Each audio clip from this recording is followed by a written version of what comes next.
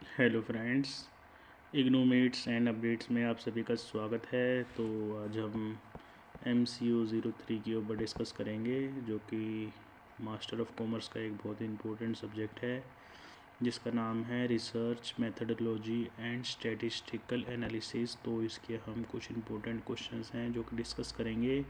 ये आप सभी के एग्ज़ाम्स में आने के लिए हाईली एक्सपेक्टेड होते हैं, तो इनको ध्यान से देख के जाइएगा। अगर आपको इन सभी क्वेश्चंस के आंसर चाहिए तो आप कमेंट में बता सकते हैं, हम सेपरेट वीडियो बना के इस सभी के आंसर्स आपको प्रोवाइड कर देंगे। तो चलिए शुरू करते हैं।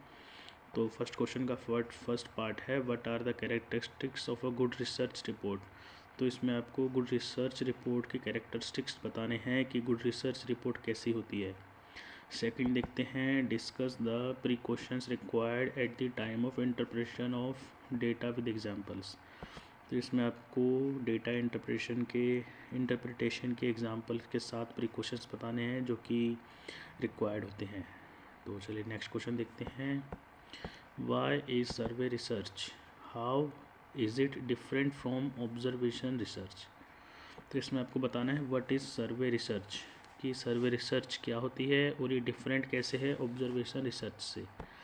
तो नेक्स्ट देखते हैं, discuss the source of sampling and non sampling errors with suitable examples. तो इसमें आपको sampling and non sampling errors बताने हैं कि सोर्सेज क्या होते हैं इन दोनों के एग्जांपल्स के साथ।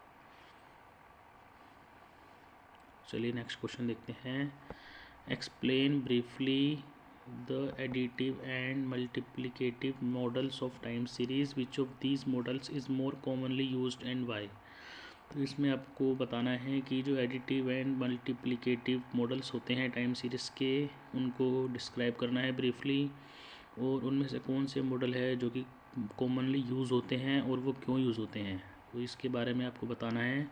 नेक्स्ट है, discuss how far the sample proportion satisfies the desirable properties of a good estimator.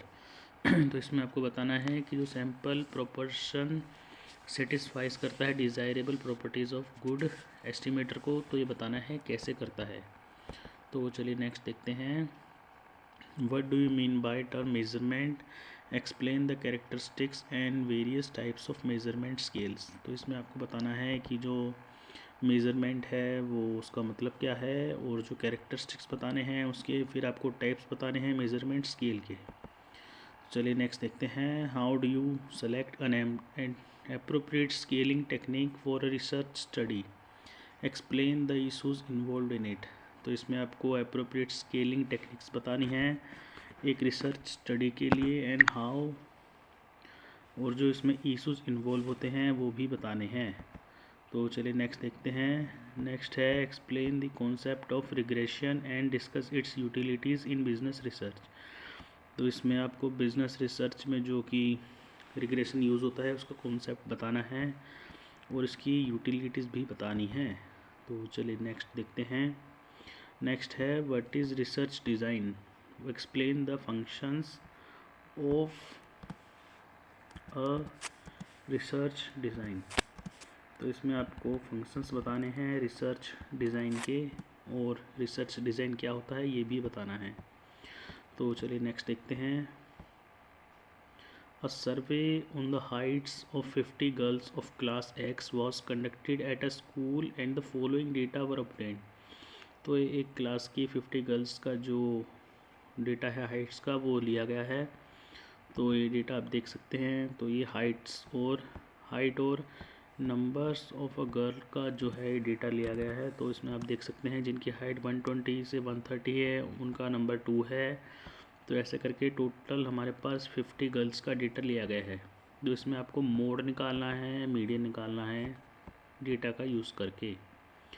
तो चलिए नेक्स्ट देखते हैं, इसमें है briefly comment on any four of the following. तो फॉलोइंग जो भी दिए गए हैं इनमें से आपको किसी 4 पे कमेंट करना है। तो चलिए देखते हैं, ratio scale permits the researcher to compare both differences in scores and relative magnitude of scores.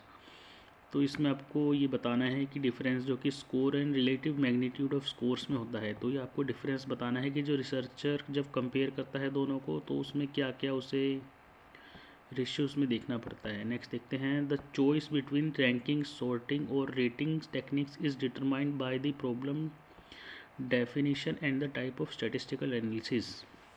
तो इसमें आपको बताना है कि जो चॉइस हम लेते हैं रैंकिंग, सॉर्टिंग, रेटिंग टेक्निक के बीच में, वो प्रॉब्लम डेफिनेशन से कैसे डिफाइन की जाती है और टाइप ऑफ स्टैटिस्टिकल एनालिसिस बताने हैं। तो चलिए नेक्स्ट देखते हैं, type 1 error is committed in rejecting a null hypothesis. तो इसमें आपको बताने हैं जो कि रिजेक्टेड नल एरर आते हैं हाइपोथेसिस में, वो बताने हैं।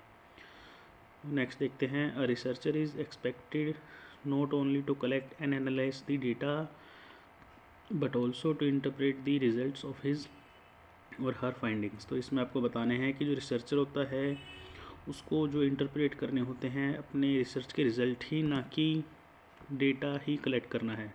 तो उसका जो ड्यूटी है उसकी सिर्फ डेटा कलेक्ट करने की ही नहीं होती, बल्कि जो रिज़ल्ट्स है उसको एनालाइज करना और इंटरप्रेट करना भी उसकी ड्यूटी होती है। तो चलिए नेक्स्ट देखते हैं, statistical method may be defined as the collection, presentation, analysis and interpretation of numerical data.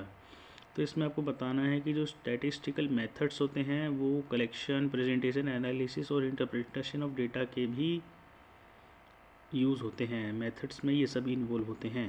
तो चलिए नेक्स्ट देखते हैं, नेक्स्ट है right short note on any 4 of the following. तो ये आप देख सकते हैं कि ये हमारे पास 5-5 मार्क्स के आते हैं। तो इनमें आपको 6 में से किसी 5 पर नोट्स लिखना है और ये इंपॉर्टेंट क्वेश्चन होता है। अगर आप इसे करके जाते हैं तो आपको इसमें अच्छे मार्क्स मिलने के जो है वो ऑप्शंस होते हैं। तो देखते हैं, रिस्पॉन्स बाइस बताना है क्या होता है, लाइकर्ट स्केल बताना है, लीस्ट स्क्वायर मेथड बताना है, स्टैंडर्ड एरर ऑफ एस्टीमेट बताना है, ची स्क्वायर टेस्ट बताना है, सब्जेक्टिव प्रोबेबिलिटी बतानी है कि क्या होती है। तो चलिए इसके बाद नेक्स्ट क्वेश्चन देखते हैं। इसमें आपके ये जो लास्ट क्वेश्चन है ये 10-10 नंबर का आता है और इसमें हम डिस्टिंग्विश यानी कि कंपैरिजन पूछते हैं। तो चलिए इसमें देखते हैं, primary data and secondary data में कंपैरिजन करना है और comparative scales and non comparative scales में कंपैरिजन करना है। तो ये था आप सभी का जो कि हाईली एक्सपेक्टेड क्वेश्चंस है, जो कि आपके एग्ज़ाम में कभी ना कभी क्वेश्चन दिखते ही रहते हैं। तो आपको वीडियो कैसी लगी आप हमें कमेंट करके ज़रूर बता सकते हैं, और आपके कोई सजेशंस हो तो आप वो भी बता सकते हैं। और अगर इस वीडियोस की अगर आपको आंसर चाहिए हो तो वो बता दीजिएगा, हम आपको सेपरेट वीडियो में आंसर्स प्रोवाइड कर देंगे। तो वीडियो कैसी लगी लाइक, सब्सक्राइब और कमेंट करके ज़रूर बताइएगा, ताकि हमें इम्प्रूवमेंट करने के लिए एरियाज़ ऑफ इम्प्रूवमेंट पता लग सके। So thank you for watching. Hello friends, इग्नोमेट्स एंड अपडेट्स में आप सभी का स्वागत है।